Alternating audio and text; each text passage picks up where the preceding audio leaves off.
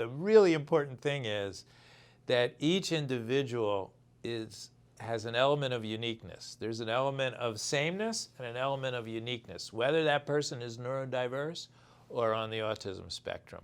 So it's really honoring the uniqueness of every individual that's key. Because just knowing one kid with autism or one adult with autism or knowing 100, that doesn't mean you know the one you're talking to. And I run into that in my own work. The mistakes I make usually come from not listening closely enough and thinking I have the answer or I know what this is about. When my mind is open and receptive and I can understand the individual, that's when I do the best for them. So sometimes I think I understand something. And a recent example was I'm in therapy between a father and son. The son is 20. He's dropped out of college. He couldn't handle it, but he's very bright. He's playing computer games all the time. And I think he doesn't have real friends. His parents think he doesn't have real friends, and I agree. He doesn't seem to have real friends. So I talked to him about it, and he tells me, they're real. And I ask him to explain it to me. And he says, you know, we play a game where we talk to each other, and it's all text-based. I don't know their real names. They have avatars. They don't know my real name.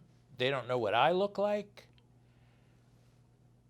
And that makes it easy for us to communicate because I have trouble processing language. Text-based, I can think about it, I can answer.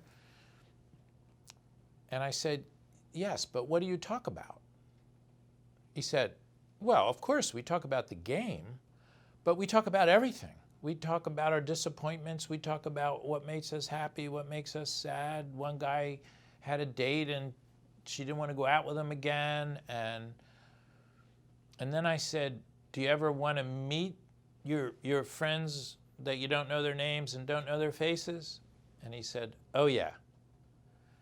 And I think we're going to plan to go to a tournament for this game we're playing. So he totally exploded my idea that online friends weren't real friends.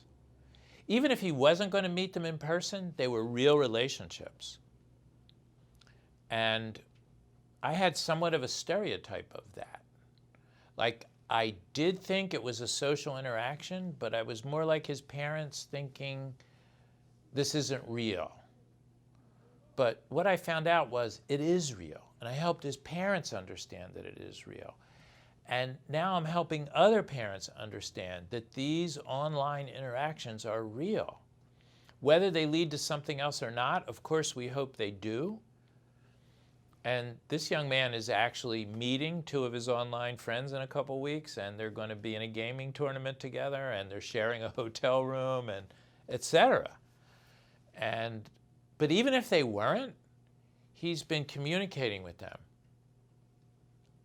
And it is moving to another level. So just really listening to him opened up for me how online friends are real friends.